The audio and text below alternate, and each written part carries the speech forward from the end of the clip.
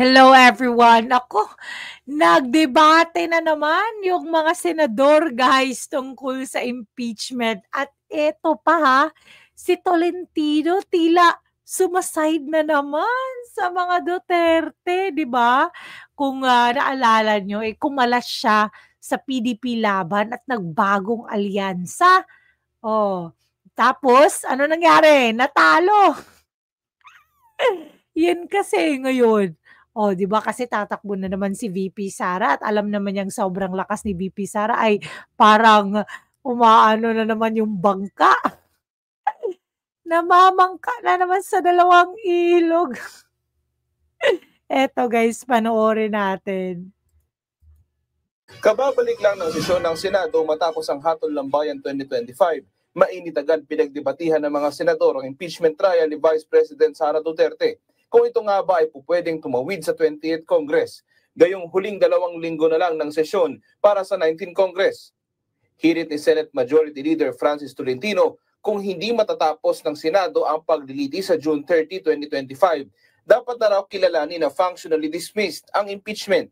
Ang jurisdiction daw ng impeachment ay eksklusibo lang sa Kongreso na tumanggap nito. If we cannot conclude the trial before June 30, 2025, we must recognize this impeachment case is functionally dismissed by constitutional operation and no action can be taken by the 20th Congress on the matter for lack of constitutional authority. Mr. President, kahit anong pilit, hindi maitatawid, lalo na't kung lalabag sa saligang batas. Pero pumalagang... Diba? Diba? Narinig nyo yun? Grabe, ayaw na niya sa impeachment. Hindi na raw yan tatawid kahit anong pilit. Dapat functional dismiss na siya kasi hanggang July 31 na lang sila. Nako talaga. At eto, si Risa Hontiveros, hindi naman magpapatalo. At saka itong si Coco Pimentel na natalo din. Talaga itong si Risa. Nako, abang-abangan ka talaga sa 2028. Oh. Lagang minorya sa hirit ni Tolentino. Ayon kay Senadora Risa Hontiveros, totoo naman na hindi binding ng 19th Congress ang 20th Congress at lahat ng hindi natatapos ay nate-terminate. Pero para lang daw yan sa legislative functions ng Senado. Napakahalagang mandato po ng saligang batas ito.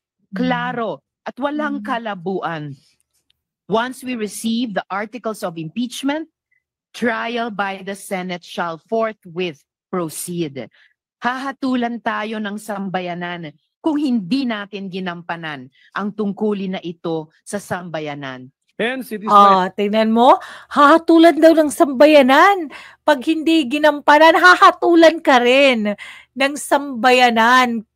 Pagka pinilit mo talaga yan, nako ka talaga, Risa, nako. Ipilit mo, sige. At hahatulan ka rin ng sambayanan. Tingnan natin yung sinasabi mong sambayanan kung ilang tao yan.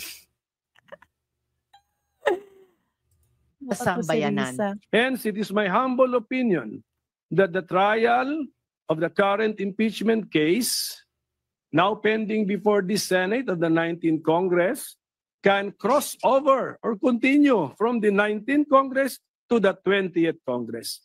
The impeachment docket of the Senate Impeachment Court continues and remains to be the same. Nagdebate naman si Tolentino at Pimentel tungkol sa pinagbabasihan nito sa konstitusyon. Meron po ba nakalagay sa konstitusyon? Sa Saligang Batas ng Pilipinas, 1935, 1973, 1987 na carry over? Wala po nakasulat doon that it shall carry over. Pero binanggit ko sa aking manifestation, wala talaga rin nakasulat doon that it cannot cross over. Pero pinakamalaking tanong sa lahat ng yan, matutuloy nga ba talaga ang impeachment trial? Sinagot ni Senate President Chis Escudero ang mga posibleng kahantungan ng impeachment trial.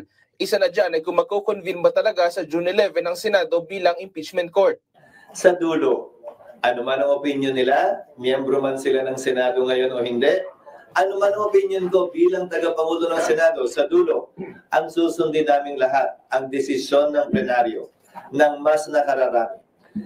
Kasi alam mo guys, kaya pinupush talaga yan ni Coco Pimentel kasi wala na siya sa 20th Congress. O, di ba? Wala na siya sa 20th Congress at hindi rin siya nanalo bilang mayor ba yun or congressman ng lugar nila. Hindi rin siya nanalo. Oo, o, di ba? Talaga namang matatalino na talaga yung mga botante ngayon, yung mga Pilipino ngayon talagang nakikita talaga nila at hindi talaga nila, alam mo yung pinapalagpas lahat ng mga politiko na, alam mo yung basta na lang or alam mo yung walang ambag sa Pilipinas. Kasi, tingnan mo, ang laki-laki ng ambag or 32 million ang bumoto kay VP Sara tapos ganun-ganunin lang nila. Gusto lang nilang ipa-impeach, di ba? Oh, yun yung nangyayari ngayon. Kaya yan si Risa Hontiveros, nako talaga. Kahit may plano pa talaga siyang tumakbo bilang president. Naku ma'am, ano nang nangyayari sa'yo? Hindi ka nga mananalo bilang senador sa 2028, president pa kaya. Pero mas okay naman talaga yun, di ba? Kasi landslide talaga yan. Landslide victory for Sara. Nakakatawa tong si Risa Hontiveros. The plenary of the Senate is the supreme body of the Senate. It gets to decide anything and everything. Sa June 11, babasahin yung articles of impeachment and then thereafter, magkukonvene kayo sa impeachment court.